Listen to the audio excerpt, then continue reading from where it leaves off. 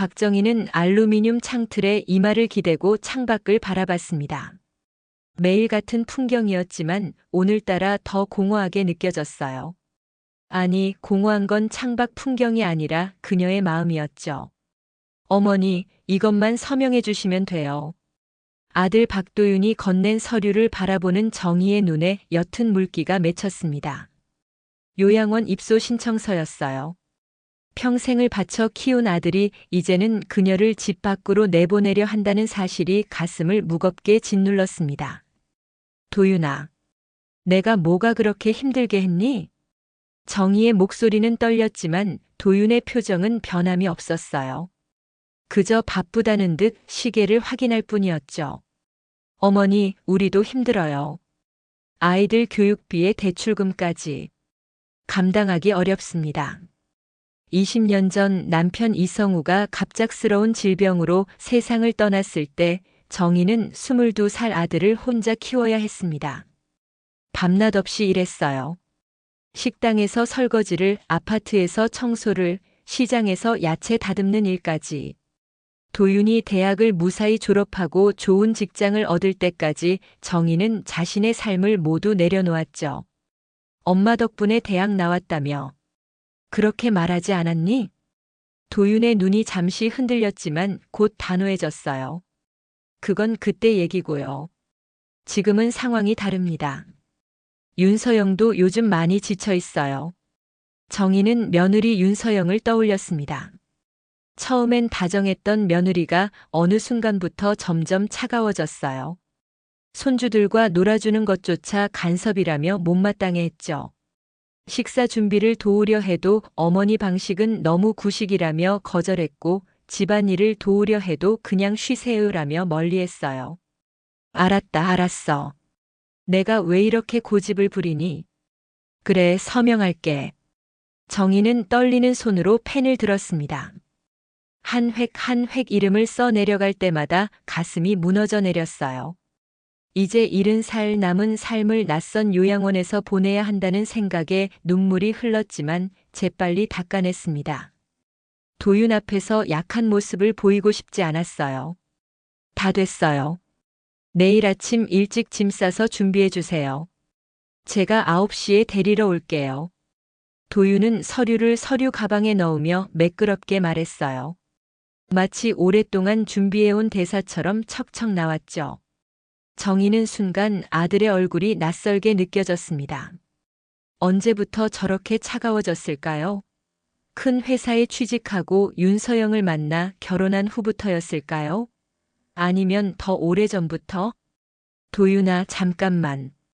엄마 물어볼 게 있어. 도윤이 현관에서 신발을 신으며 뒤돌아봤습니다. 거기, 요양원. 면회는 자주 올 수 있는 거니? 도윤의 눈이 흔들렸어요. 그리고 잠시 침묵했죠. 물론이죠. 주말마다 애들 데리고 갈게요. 하지만 그의 목소리에는 확신이 없었습니다. 정희는 알았어요.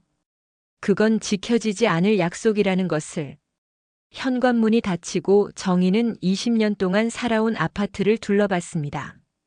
남편과의 추억, 도윤이 자라온 모습, 손주들과 보낸 시간들. 모든 기억이 방 안에 가득했어요. 창밖으로 떨어지는 낙엽을 바라보며 정희는 한숨을 내쉬었습니다. 인생의 가을이 이렇게 쓸쓸할 줄은 몰랐네요. 다음 날 아침 정희는 8시부터 일어나 짐을 정리했습니다. 50년 인생을 작은 캐리어 하나에 담는다는 건 생각보다 훨씬 고통스러운 일이었어요. 무엇을 가져가고 무엇을 두고 갈지 결정하는 일마저 가슴을 아프게 했죠. 이건 성우 씨가 결혼 기념일에 사준 거니까. 손에 쥔 청자색 브로치를 바라보며 정희는 남편의 얼굴을 떠올렸습니다. 28번째 결혼 기념일, 이성우가 마지막으로 선물했던 브로치였어요. 그로부터 2달 후 남편은 갑작스러운 심장마비로 세상을 떠났죠. 정희는 브로치를 꼭 쥐고 캐리어에 넣었습니다. 아, 이것도. 서랍에서 꺼낸 가족 사진첩을 들여다보던 정희의 눈에 눈물이 고였어요. 도윤이 첫 돌 때 찍은 사진, 초등학교 입학식, 대학 졸업식. 페이지를 넘길 때마다 시간도 함께 흘러갔습니다. 그 시간 속에서 정희는 자신의 청춘을 모두 바쳐 아들을 키웠죠. 초인종 소리에 정희는 흠칫 놀랐습니다. 벌써 시간이 그렇게 됐나요? 문을 열자 도윤이 서 있었어요. 어제와 다름없는 표정이었죠. 준비 다 됐어요? 정희는 고개를 끄덕였습니다. 마지막으로 집 안을 둘러보며 작은 한숨을 내쉬었어요. 이제 이 집에 다시 돌아올 수 있을까? 그런 생각이 들었죠. 차 안은 무거운 침묵으로 가득했습니다. 라디오에서 흘러나오는 음악만이 어색한 공기를 채웠어요. 정희는 창밖으로 시선을 돌렸습니다. 익숙한 거리, 자주 가던 시장, 손주들과 놀았던 공원. 모든 것이 영화처럼 스쳐 지나갔죠. 어머니, 요양원은 시설이 좋아요. 걱정하지 마세요. 도윤의 말에 정희는 아무 대답도 하지 않았습니다. 말을 해봤자 소용없다는 걸 알았으니까요. 대신 물끄러미 창밖만 바라봤죠. 시내에서 30분 정도 달렸을까요? 차는 평화요양원이라는 간판이 달린 3층짜리 건물 앞에 섰습니다. 정희는 건물을 올려다봤어요. 깨끗하고 정돈된 외관이었지만 왠지 차갑게 느껴졌죠. 최 원장님, 어머니 모시고 왔습니다. 로비에서 도윤은 중년의 여성과 인사를 나눴습니다. 최 원장은 환한 미소로 정희에게 다가왔어요. 박정혜 님이시죠? 환영합니다. 여기서 편안하게 지내실 수 있도록 최선을 다하겠습니다.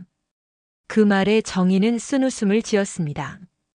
아무리 좋은 환경이라도 가족에게 버려진 마음을 달랠 수는 없을 텐데요. 3층 8호실로 안내해 드리겠습니다. 짐은 제가 들어드릴게요. 최 원장의 안내로 엘리베이터를 타고 3층으로 올라갔습니다. 복도에는 몇몇 노인들이 휠체어를 타고 있거나 천천히 걸어 다니고 있었어요. 그들의 공허한 눈빛이 정희의 가슴을 찔렀죠. 여기가 어머니 방입니다. 두 분이 함께 쓰시게 될 거예요. 문을 열자 방 안에는 이미 한 노인이 창가에 앉아 있었습니다. 흰 머리를 단정하게 빗어 올린 70대 후반쯤 되어 보이는 여성이었어요. 송할머니, 새로운 룸메이트 오셨어요. 잘 지내세요. 송할머니는 고개를 끄덕이며 정희를 바라봤습니다. 그녀의 눈에는 무언가 체념한 듯한 빛이 서려 있었어요. 그럼 짐 정리하시고 편히 쉬세요. 식사는 12시에 1층 식당에서 제공됩니다. 최 원장이 나가고 도윤도 자리에서 일어났습니다. 정희는 순간 당황했어요. 벌써 가려고요? 도윤아, 좀 더 있다 가지 그러니? 도윤은 시계를 확인하며 미안한 표정을 지었습니다. 중요한 미팅이 있어서요. 다음에 올게요. 정희는 아들의 뒷모습을 바라봤습니다. 문이 닫히는 소리와 함께 그녀의 마음도 조금 더 무너져 내렸어요. 자식들은 처음엔 다 온다고 해. 하지만 결국 발길이 끊기지. 송할머니의 차분한 목소리가 방 안에 울렸습니다. 정희는 그녀를 바라봤어요. 그럴 리가요. 우리 아들은 약속했어요. 주말마다 오겠다고. 송할머니는 쓴웃음을 지었습니다. 나도 그랬었어. 첫 달에는 2번 왔다가 둘째 달에는 1번. 그러다 아예 안 오더라고. 정희는 침대에 앉아 캐리어를 풀기 시작했어요. 송할머니의 말이 사실이길 바라지 않았지만 어딘가 가슴 한구석에서는 그 말이 현실이 될 것을 알고 있었죠. 이제 우리는 혼자야. 그걸 빨리 받아들이는 게 편해. 송할머니의 말에 정희의 눈에서 눈물이 흘러내렸습니다. 평생을 바쳐 키운 아들에게 버려진 현실이 너무 고통스러웠어요. 이것이 그녀의 노년을 기다리고 있는 운명일까요? 창밖으로 보이는 하늘은 구름 한 점 없이 맑았지만 정희의 마음은 폭풍우가 몰아치는 것 같았죠. 이제 나는 혼자인가? 정희는 작은 소리로 중얼거렸습니다. 그 순간 그녀의 인생에서 2번째 겨울이 시작되었어요. 요양원에서의 시간은 마치 깊은 웅덩이 속에 빠진 것처럼 더디게 흘러갔습니다. 정희는 3일 동안 방에서 거의 나오지 않았어요. 식사 시간에만 억지로 1층으로 내려갔다가 다시 방으로 돌아왔죠. 벽에 걸린 시계 소리가 유독 크게 들리는 것 같았습니다. 계속 그렇게 있으면 더 우울해지기만 해. 나랑 정원 좀 걸을래? 송할머니가 제안했지만 정희는 고개를 저었어요. 괜찮습니다. 좀 더 쉬고 싶네요. 하지만 진짜 이유는 다른 사람들과 마주치기 싫었기 때문이었죠. 자식에게 버려진 불쌍한 노인으로 보일까 두려웠어요. 정희는 매일 아침 도윤에게 문자를 보냈습니다. 오늘은 어때? 아이들은 잘 지내니? 하지만 돌아오는 답장은 점점 짧아졌어요. 바빠요. 나중에 연락할게요. 그리고 사흘째는 아예 답장이 없었죠. 그날 밤 정희는 유난히 잠을 이루지 못했어요. 베개를 적시며 흐르는 눈물이 멈추지 않았습니다. 지난 시간들이 주마등처럼 스쳐 지나갔죠. 남편 이성우가 세상을 떠난 후 정희는 삶의 전부를 도윤에게 쏟았어요. 다른 여자들처럼 재혼도 생각하지 않았고 자신의 행복도 뒤로 밀었죠. 오직 아들을 위해서였어요. 그 마음이 전해지지 않았을까. 작은 소리로 중얼거리며 정희는 창밖을 바라봤어요. 어둠 속에서 멀리 도시의 불빛이 반짝였죠. 저 불빛 어딘가에 도윤이 살고 있겠지요. 지금쯤 잠들었을까? 혹시 엄마 생각은 할까? 다음 날 아침 정희는 무거운 마음으로 휴대폰을 확인했습니다. 역시나 도윤의 답장은 없었어요. 대신 낯선 번호로부터 문자가 와 있었죠. 박정혜님 안녕하세요. 강민석 변호사입니다. 중요한 상담 건으로 연락드렸습니다. 오늘 오후에 요양원으로 방문해도 될까요? 정희는 의아했습니다. 강민석 변호사? 어디서 들어본 이름 같기도 했지만 확실하지 않았어요. 혹시 도윤이 무슨 문제가 생긴 건 아닐까? 걱정되는 마음에 바로 답장을 보냈죠. 네, 괜찮습니다. 오후 언제든 방문하세요. 오후 2시 접견실에서 정희는 단정한 양복 차림의 젊은 변호사를 만났습니다. 그는 공손하게 인사를 건넸어요. 박정혜님 처음 뵙겠습니다. 강민석입니다. 정희는 불안한 마음으로 물었어요. 혹시 우리 아들에게 무슨 일이 있나요? 강민석은 고개를 저었습니다. 아닙니다. 제가 찾아온 이유는 따로 있어요. 사실 고인이 되신 이성우님의 유언과 관련된 일입니다. 정희의 눈이 커졌어요. 남편이 떠난 지 20년이 넘었는데 갑자기 왜?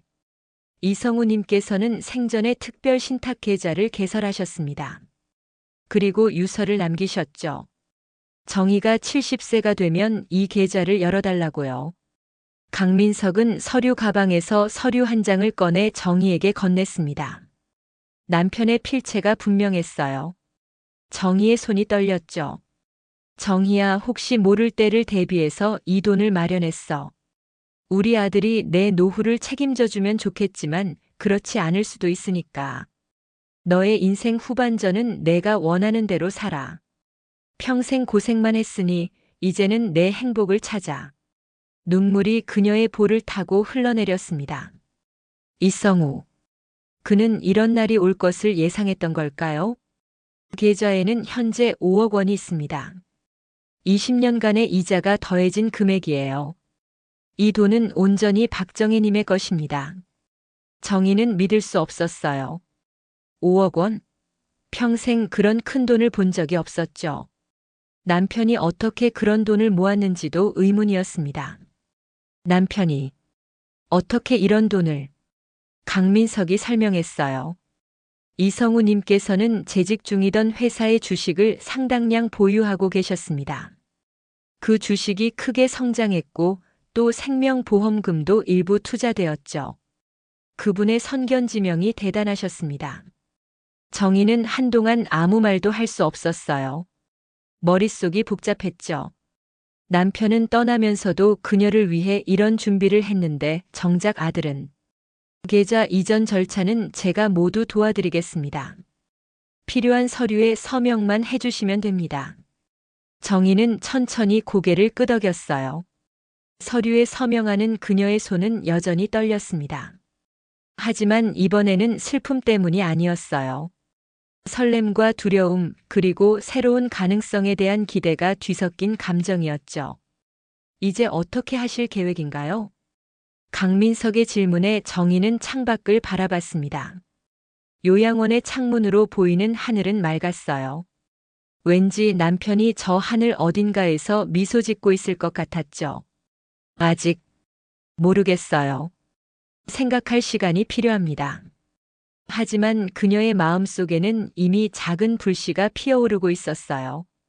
이대로 요양원에 머물 것인가 아니면 새로운 삶을 시작할 것인가. 방으로 돌아온 정희는 창가에 서서 오랫동안 생각에 잠겼습니다. 송할머니는 그런 정희를 물끄러미 바라보다가 말했어요. 무슨 좋은 일이라도 있었나 보네. 표정이 달라졌어. 정희는 미소를 지었습니다. 네. 생각지도 못한 선물을 받았어요. 그날 밤 정희는 오랜만에 편안하게 잠들었어요. 꿈속에서 남편 이성우가 그녀에게 손을 내밀며 말했죠. 정희야, 이제 너의 인생을 살아. 일주일 후 정희는 작은 캐리어를 다시 챙겼습니다. 이번에는 요양원을 떠나기 위해서였어요.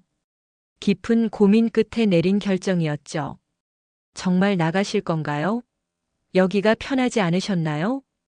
최 원장이 걱정스러운 얼굴로 물었습니다. 정희는 고개를 저었어요. 아니요. 시설은 좋았어요. 하지만 아직은 제가 스스로 살 수 있을 것 같습니다. 송할머니는 정희의 손을 꼭 잡았어요. 부럽네. 용기 있는 결정이야. 행복하게 살아. 두 사람은 짧은 포옹을 나눴습니다. 일주일 동안 많은 이야기를 나누며 가까워졌었죠. 가끔 놀러 올게요. 정희는 말했지만 송할머니는 고개를 저었어요. 그럴 필요 없어. 앞만 보고 가. 뒤돌아보지 말고. 강민석 변호사가 요양원 앞에서 정희를 기다리고 있었습니다. 그의 도움으로 정희는 서울 북부의 조용한 아파트를 전세로 계약했어요. 강남의 큰 아파트는 아니었지만 전철역과 가깝고 공원도 있는 아늑한 동네였죠. 여기가 새로운 집입니다. 마음에 드실지 모르겠네요.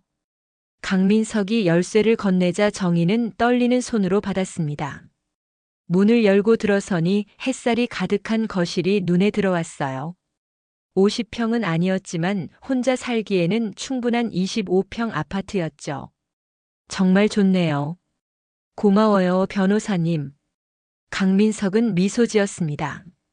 이성우 씨가 부탁하신 일을 마쳐서 다행입니다.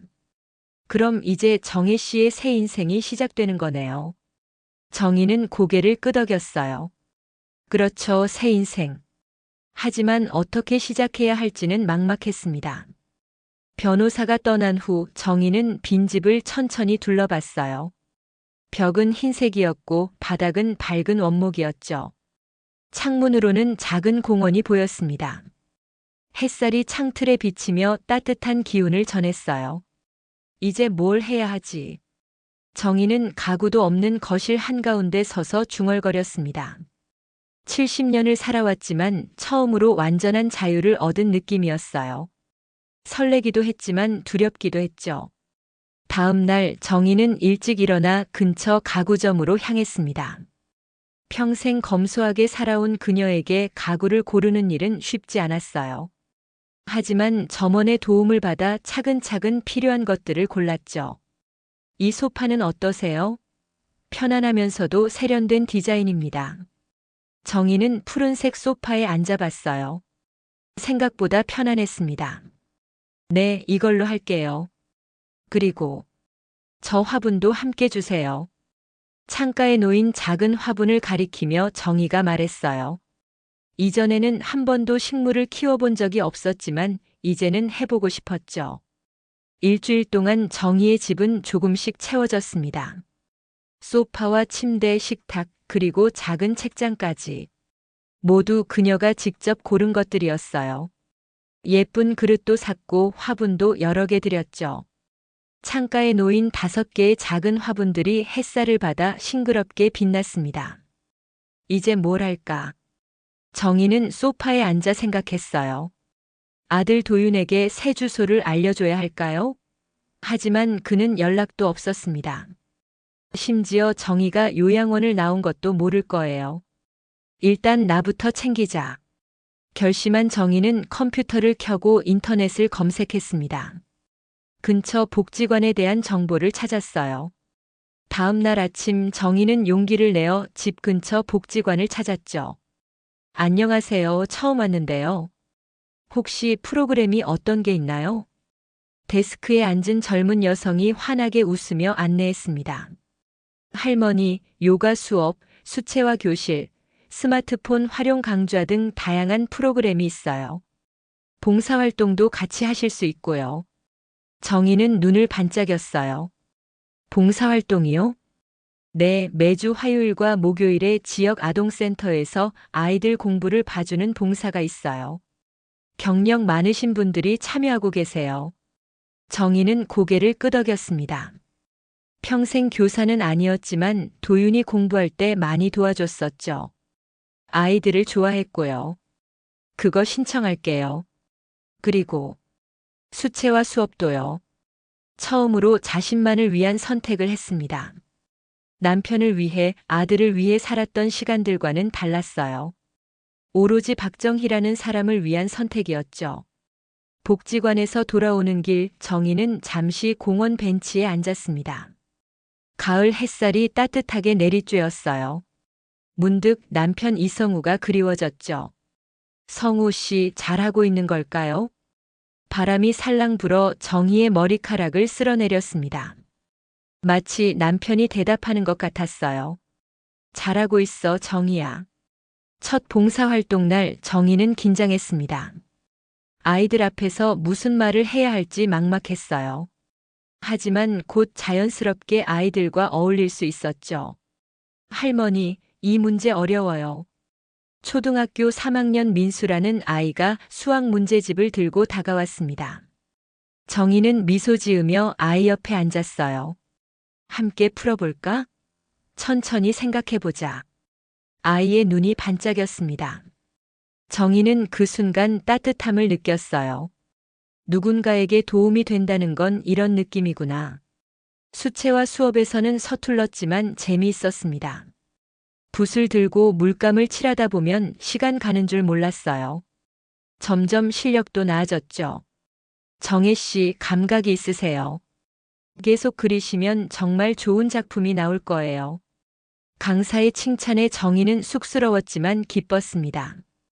평생 누군가의 칭찬을 받아본 적이 거의 없었거든요. 이제 나는 누군가의 엄마가 아니라 나 자신으로 살아간다. 거울을 보며 정희는 중얼거렸어요. 그녀의 얼굴에는 오랜만에 환한 미소가 피어올랐습니다. 봄이 찾아왔습니다. 정희가 새로운 삶을 시작한 지 6달이 지났어요. 창가에 놓인 화분들은 푸른 새싹을 틔우며 생기를 더했고 벽에는 그녀가 직접 그린 수채화 작품들이 걸려 있었습니다. 빈집은 어느새 박정희라는 사람의 색깔로 채워졌어요. 아침 8시 정희는 요가 매트를 거실에 펼쳤습니다. 복지관에서 배운 요가 동작을 천천히 따라하며 하루를 시작하는 습관이 생겼어요. 처음에는 무릎이 아프고 균형을 잡기 어려웠지만 지금은 제법 능숙해졌죠. 숨을 깊게 들이마시고 천천히 내쉬세요. 복지관 강사의 목소리를 떠올리며 정희는 마지막 동작을 마쳤습니다. 몸이 한결 가벼워진 것 같았어요. 요가를 마친 후에는 따뜻한 차 한 잔을 마시며 오늘의 계획을 생각했습니다. 화요일이니 오전에는 봉사활동, 오후에는 수채화 수업이 있었죠. 민수, 오늘은 어떤 문제를 풀까? 아동센터에 도착한 정희는 항상 그녀를 기다리는 민수에게 다가갔습니다. 아이는 환하게 웃으며 과학 문제집을 펼쳤어요. 할머니, 오늘은 식물의 광합성에 대해 배웠어요. 근데 잘 이해가 안 돼요. 정희는 웃으며 고개를 끄덕였습니다. 광합성? 그럼 우리 창가의 화분들이 하는 일이구나. 함께 알아볼까? 봉사활동을 마치고 복지관으로 향하는 길, 정희는 문득 휴대폰을 확인했어요. 도윤에게서는 여전히 연락이 없었습니다. 마지막으로 메시지를 보낸 건 2달 전이었어요. 도윤아, 나 새로운 집으로 이사했어. 시간 되면 놀러와. 하지만 답장은 오지 않았죠. 가끔은 아들이 그리웠습니다. 손주들의 웃음소리도 듣고 싶었어요. 하지만 정희는 이제 자신의 삶에 집중하기로 했죠. 더 이상 도윤이 언제 연락할지 기다리지 않았어요. 정혜 씨, 오늘은 풍경화를 그려볼 거예요. 마음속에 떠오르는 특별한 장소가 있나요? 수채화 강사의 질문에 정희는 잠시 생각에 잠겼습니다. 특별한 장소. 문득 20년 전 남편 이성우와 함께 갔던 바닷가가 떠올랐어요. 도윤이 중학생이었을 때였죠. 가족 3명이 모래사장을 거닐며 행복했던 그 순간. 있어요. 바다를 그리고 싶어요. 정희는 붓을 들고 천천히 물감을 풀었습니다. 푸른색과 회색을 섞어 바다를, 노란색과 주황색으로 석양을, 작은 점들로 모래사장 위에 3사람을 표현했어요. 붓끝에서 옛 추억이 되살아났습니다. 와, 정혜 씨. 정말 감정이 느껴지는 작품이네요. 이 그림에 담긴 이야기가 있나요? 강사가 물었을 때 정희는 미소 지었어요. 네, 오래전 가족과 함께했던 행복한 순간이에요. 집으로 돌아가는 길, 정희는 문득 그림을 들고 오는 것을 잊었다는 사실을 깨달았습니다. 하지만 괜찮았어요. 다음 주에 가지러 가면 되니까요. 요즘 정희는 사소한 실수에도 자신을 탓하지 않게 되었습니다. 완벽하지 않아도 괜찮다는 것을 배웠어요. 아파트 현관에 도착했을 때 정희는 우편함을 확인했습니다. 고지서와 광고지 사이에 낯선 봉투가 있었어요. 집에 들어와 뜯어보니 도윤이 다니던 회사의 로고가 찍힌 편지였습니다.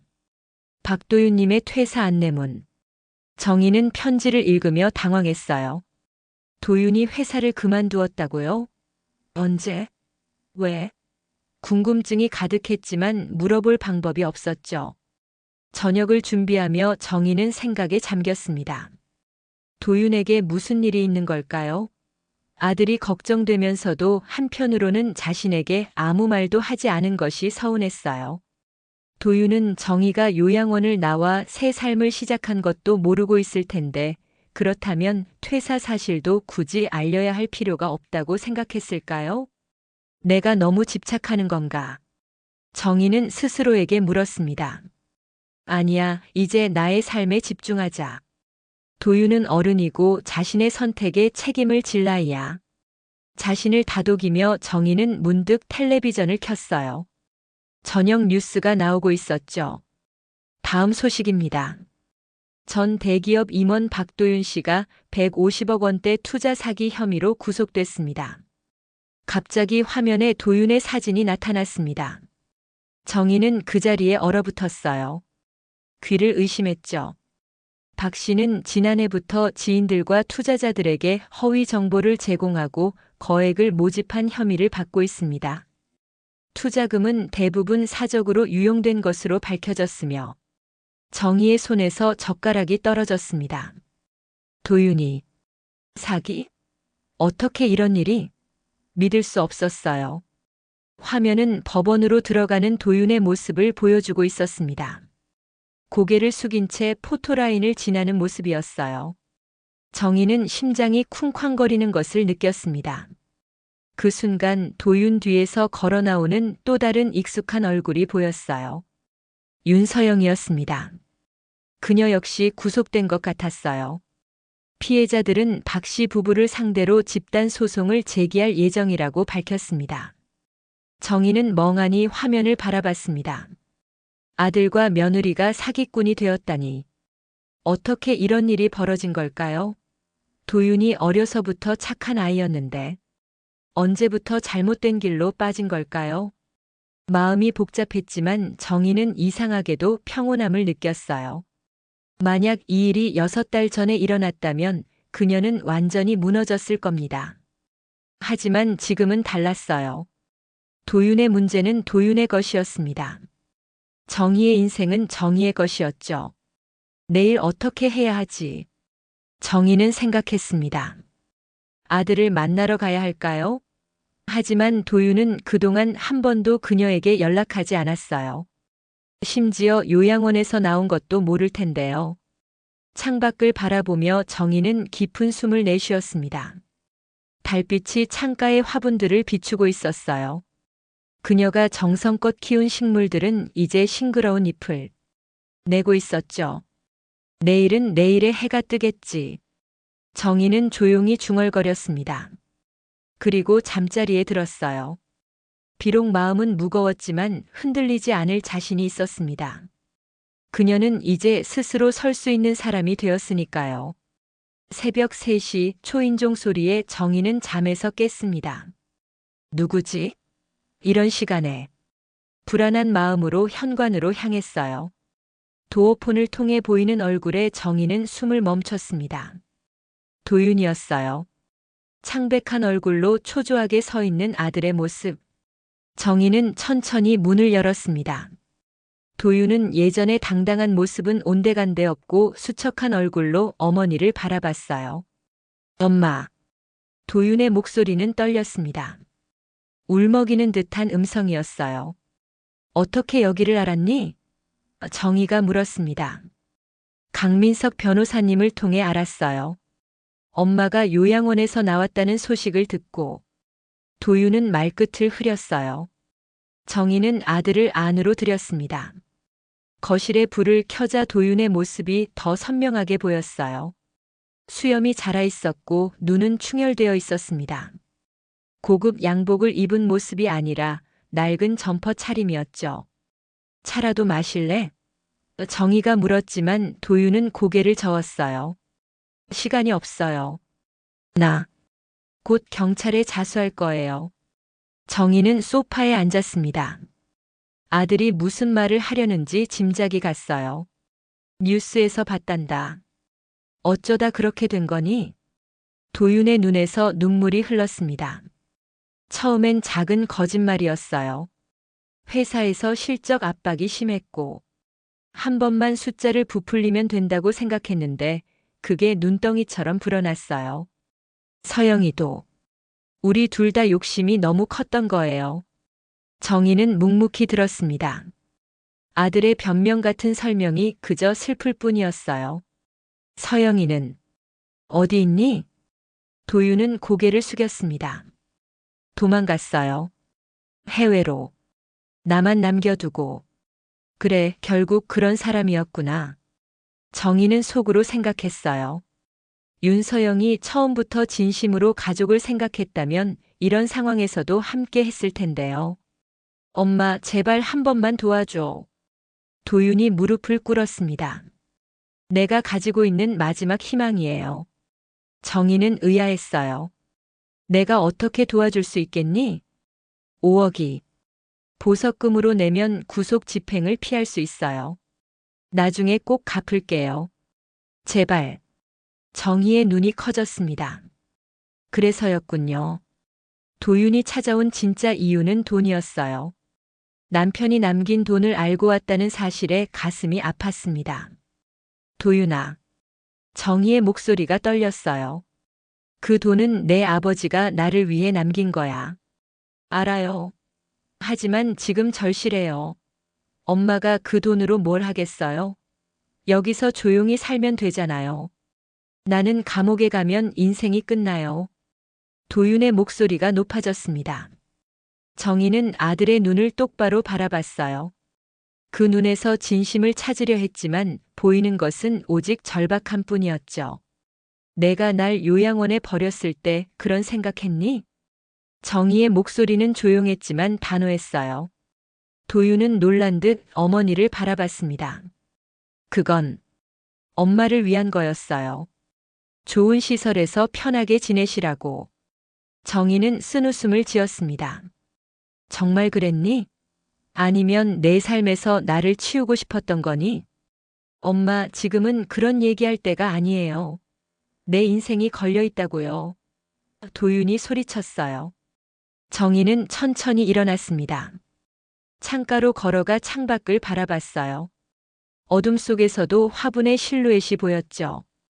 그녀가 정성을 들여 가꾼 식물들, 마치 그녀의 새로운 삶을 상징하는 것 같았습니다. 내 인생은 내가 선택한 거야. 그리고 그 선택에 책임을 져야 해. 도윤은 믿을 수 없다는 눈으로 어머니를 바라봤어요. 엄마, 날 버리는 거예요? 정희는 고개를 저었습니다. 버리는 게 아니야. 내가 스스로 설 수 있게 하는 거지. 여기 좀 봐요. 내가 얼마나 힘든지 알아요? 도윤이 소리쳤어요. 나 감옥 가면 죽어요. 이해해요? 정희는 아들을 바라봤습니다. 어릴 적 도윤의 모습이 떠올랐어요. 10살 때 전학 가서 적응하지 못해 울던 모습, 고등학교 합격했을 때 기뻐하던 얼굴, 대학 졸업식에서 자랑스러워하던 표정. 그 순간들이 주마등처럼 스쳐 지나갔습니다. 도윤아, 내가 한 일을 직시하고 책임져야 해. 그게 진짜 용기야. 도윤의 얼굴이 일그러졌어요. 말이 쉽죠. 엄마는 편하게 살면서 내가 밖에서 얼마나 치열하게 살았는지 알아요? 이렇게 될 줄 알았으면 당신처럼 평범하게 살 걸 그랬어. 그 말에 정희의 눈에 눈물이 고였습니다. 딸기 농장에서 일하며 허리가 굽었던 기억, 식당에서 밤늦게까지 일했던 시간들, 아들 학비를 벌기 위해 포기했던 모든 것들. 그것이 편한 삶이라고요? 내가 어떻게 살았는지 모르지만 나도 내 방식대로 치열하게 살았단다. 다만 남의 돈을 훔치진 않았을 뿐이야. 도윤은 더 이상 할 말이 없어 보였어요. 침묵이 흘렀고 그는 결국 현관으로 향했습니다. 알았어요. 그냥 잊어버려요. 내가 찾아온 것도. 문 앞에서 도윤이 돌아봤어요. 마지막 희망을 담은 눈빛이었습니다. 그러나 정희는 단호했어요. 문이 닫히는 소리와 함께 정희의 마음 한구석이 아파왔지만 동시에 이상한 해방감도 느꼈습니다. 창가로 돌아와 정희는 밤하늘을 바라봤어요. 별이 보이지 않는 도시의 밤하늘이었지만 마음은 맑았습니다. 성우 씨, 내가 잘한 걸까요? 정희는 남편에게 말하듯 중얼거렸어요. 하지만 이제 더 이상 누구의 인생도 대신 책임질 수 없어요. 내 인생도 겨우 바로 세웠는데. 다음 날 아침 정희는 텔레비전에서 도윤이 경찰에 자수했다는 뉴스를 봤습니다. 카메라를 피하는 아들의 모습을 보며 정희는 깊은 숨을 내쉬었어요. 아프지만 이게 옳은 일이라고 생각했습니다. 봉사활동 가는 길 정희는 복지관 친구 하나를 만났어요. 정혜 씨 괜찮아요? 얼굴이 안 좋아 보여요. 정희는 미소 지었습니다. 괜찮아요. 그저 오랜 짐을 내려놓은 것 같아요. 복지관 친구는 정희의 손을 잡았어요. 우리 오늘 수업 끝나고 차라도 한잔 할까요? 정희는 고개를 끄덕였습니다. 예전에는 상상도 못했던 일이었어요. 누군가와 마음을 나눈다는 것, 그리고 그 속에서 위로를 찾는 것. 이것이 진짜 삶이구나. 정희는 생각했습니다. 문득 아들이 걱정되었지만 곧 마음을 다잡았어요. 도윤이 자신의 길을 찾길, 그리고 진정한 반성을 통해 새 출발을 할 수 있길 바랄 뿐이었습니다. 내가 너무 냉정했을까? 잠시 자책감이 들었지만 곧 고개를 저었어요. 아니야, 이게 진짜 사랑이야. 책임지게 하는 것. 정희는 햇살이 가득한 복지관으로 들어서며 깊은 숨을 내쉬었습니다. 오늘도 새로운 하루가 시작되고 있었어요. 1년이 지났습니다. 봄바람이 불어오는 3월의 어느 화창한 날 정희는 복지관 전시실 앞에 서 있었어요. 리멤버 기억의 풍경 복지관 수채화 동아리. 정기 전시회 포스터가 바람에 살짝 흔들렸습니다. 정혜 선생님 긴장되세요? 옆에 선 복지관 강사가 물었어요. 정희는 웃으며 고개를 끄덕였습니다. 오늘은 그녀가 1년 동안 그린 작품들이 전시되는 날이었으니까요. 네, 조금요. 제 그림이 전시된다니 아직도 믿기지 않네요. 정희는 떨리는 마음으로 전시실 문을 열었습니다. 벽면을 따라 10점의 수채화가 정성스럽게 걸려 있었어요. 그중 4점이 정희의 작품이었죠. 바다를 그린 그림, 공원의 풍경, 창가의 화분들, 그리고 아들 도윤이 어렸을 때 모습을 담은 초상화. 와, 이 초상화 정말 감동적이네요. 누구인가요? 옆에 선 방문객이 물었습니다. 정희는 잠시 망설이다 대답했어요. 제 아들이에요. 오래전 모습이죠. 방문객은 그림을 유심히 바라봤습니다. 눈빛에 사랑이 가득 담겨 있어요. 정말 아름다운 작품이네요. 정희는 미소 지었어요. 그림을 그릴 때 도윤에 대한 복잡한 감정을 모두 담았습니다. 사랑, 아픔, 그리고 용서까지. 도윤은 1년 전 구속됐습니다. 재판 결과 5년형을 선고받았지만 항소를 통해 3년으로 감형됐어요. 정희는 한 번도 면회를 가지 않았습니다. 그건 냉정함이 아니라 도윤이 스스로의 시간을 가지길 바라는 마음이었어요. 대신 정희는 매달 편지를 보냈습니다. 특별한 내용은 없었어요. 그저 일상을 담은 소소한 이야기들. 화분이 어떻게 자라고 있는지, 수채화를 어떻게 배우고 있는지, 복지관에서 만난 친구들 이야기. 처음에는 답장이 오지 않았지만 6개월쯤 지났을 때 도윤의 첫 편지가 왔어요. 엄마, 늦게 답장해서 미안해요. 처음에는 어떻게 편지를 써야 할지 몰랐어요. 할 말이 너무 많은데 또 아무 말도 할 자격이 없는 것 같았거든요.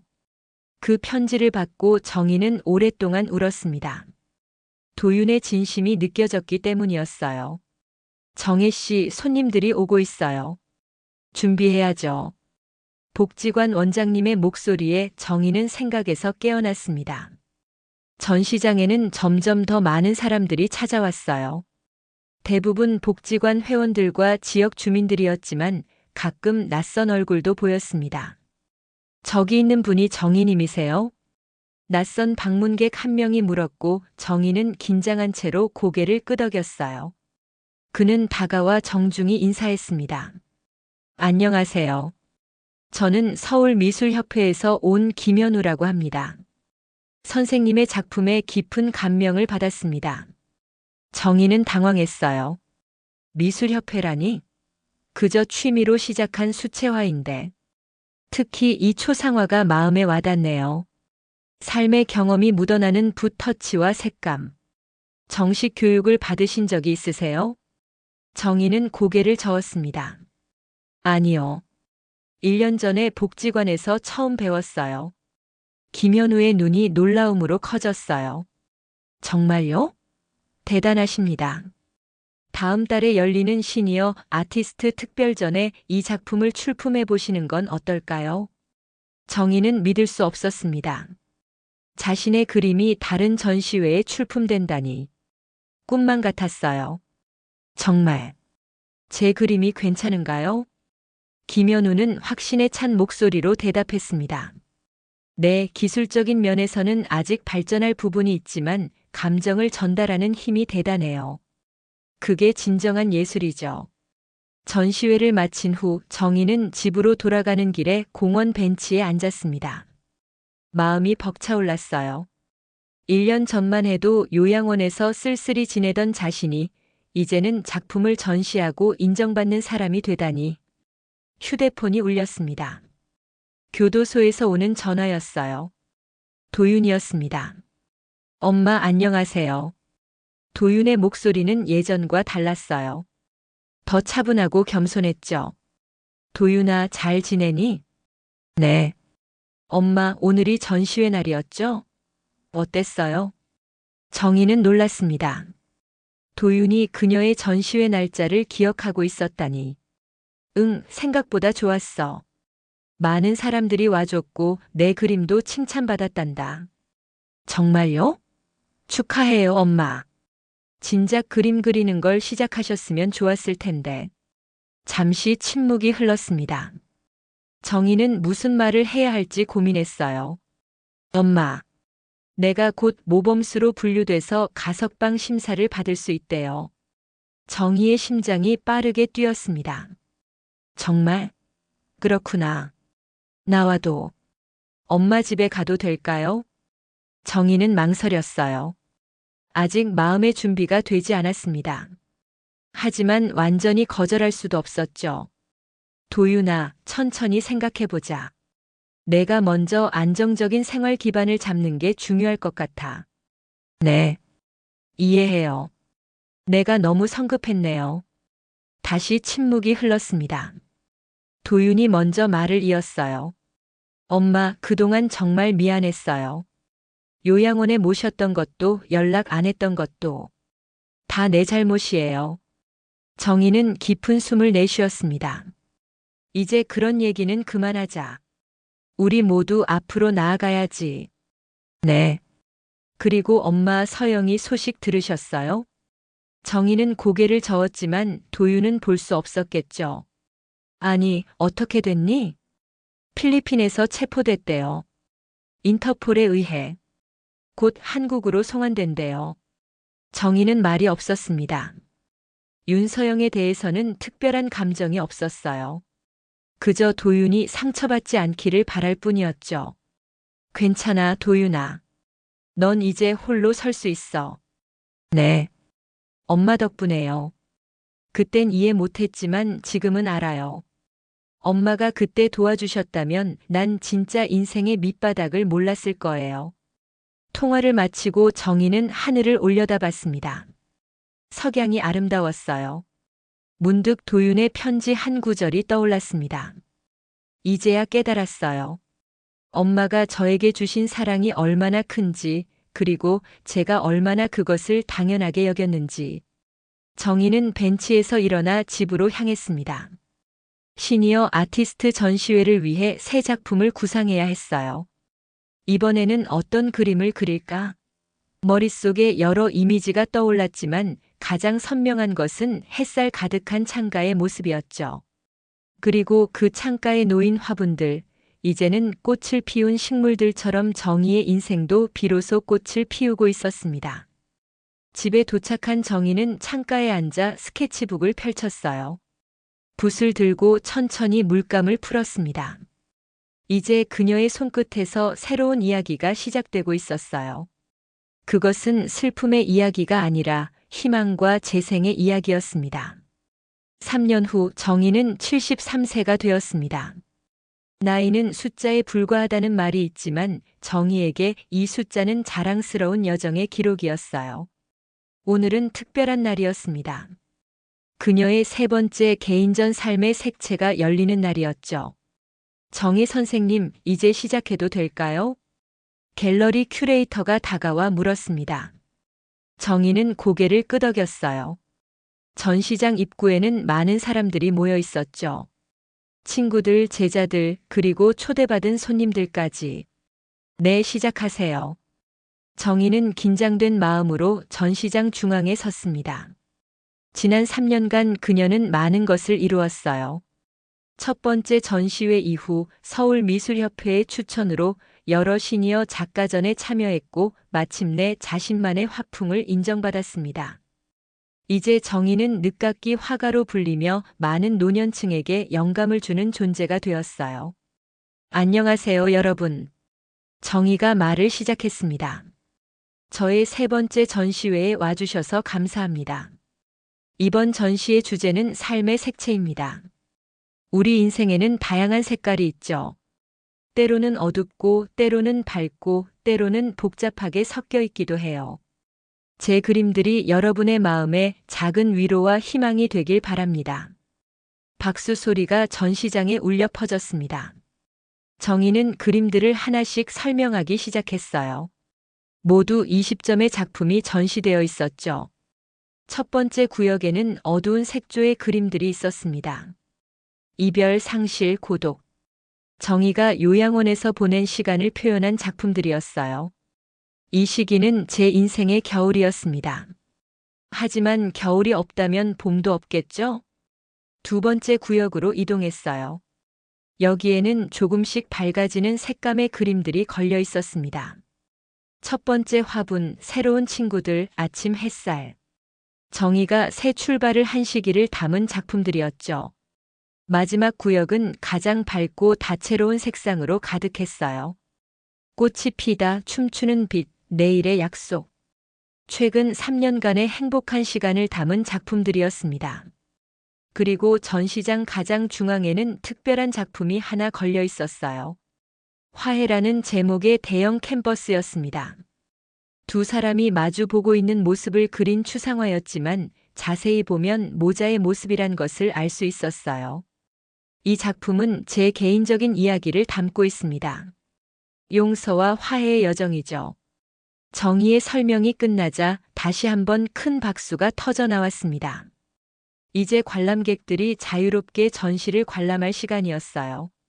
정희는 잠시 한쪽으로 물러나 깊은 숨을 내쉬었습니다. 엄마 정말 대단해요. 익숙한 목소리에 정희는 고개를 돌렸어요. 도윤이 그녀 앞에 서 있었습니다. 이제 45살이 된 아들은 많이 달라져 있었어요. 예전의 거만한 표정은 사라지고 더 부드럽고 겸손한 얼굴이 되어 있었죠. 왔구나. 정희는 따뜻하게 미소 지었습니다. 도윤은 1년 전 가석방되어 새 삶을 시작했어요. 작은 디자인 회사에서 일하며 모든 것을 처음부터 다시 시작했죠. 처음엔 어색했지만 모자는 천천히 관계를 회복해가고 있었습니다. 엄마 작품들 정말 아름다워요. 특히 저 가운데 있는 화해. 우리 이야기죠? 정희는 고개를 끄덕였어요. 그래, 우리 이야기야. 도윤의 눈에 눈물이 고였습니다. 엄마, 다시 한번 미안해요. 그리고 고마워요. 정희는 아들의 손을 잡았어요. 이제 그런 말 그만하자. 우리는 이미 앞으로 나아가고 있잖니. 두 사람은 나란히 서서 전시장을 바라봤습니다. 정희의 인생 이야기가 벽에 걸린 그림들로 펼쳐져 있었어요. 슬픔에서 시작해 희망으로 이어지는 여정. 요즘 어떻게 지내니? 정희가 물었어요. 도윤은 미소 지었습니다. 잘 지내요. 회사 일도 재미있고. 그리고 새로 만난 사람이 있어요. 정희의 눈이 커졌습니다. 정말? 누구? 다음에 소개해 드릴게요. 착한 사람이에요. 저를 있는 그대로 받아들여주는 사람이죠. 정희는 따뜻한 마음으로 고개를 끄덕였어요. 아들이 진정한 행복을 찾길 바랐습니다. 전시회가 끝나갈 무렵 정희는 창가에 서서 바깥을 바라봤어요. 해가 지고 있었지만 그녀의 마음은 한낮의 태양처럼 밝았습니다. 정혜 씨, 오늘 전시회 정말 성공적이었어요. 복지관 친구 한 명이 다가와 말했습니다. 고마워요. 여러분이 있어서 가능했어요. 정희는 진심으로 대답했어요. 과거의 그녀라면 상상도 못했을 순간이었습니다. 모두가 떠난 줄 알았지만 결국 새로운 인연들이 그녀를 찾아왔죠. 전시장이 조용해질 때쯤 정희는 혼자 남아 자신의 그림들을 천천히 둘러봤습니다. 각 작품마다 그녀의 기억과 감정이 담겨 있었어요. 마지막으로 화해 앞에 섰을 때 그녀는 작은 소리로 중얼거렸습니다. 여보, 이제야 나답게 살아. 창밖으로 마지막 햇살이 비쳐 들어왔습니다. 그 빛이 그림을 비추자 색상들이 더욱 선명하게 빛났어요. 마치 새로운 인생이 시작되는 듯한 느낌이었죠. 집으로 돌아가는 길 정희는 하늘을 올려다봤습니다. 첫 별이 반짝이기 시작했어요. 그녀의 삶도 이제 진정한 빛을 발하고 있었습니다. 정희의 집 창가에는 여전히 화분들이 놓여 있었어요.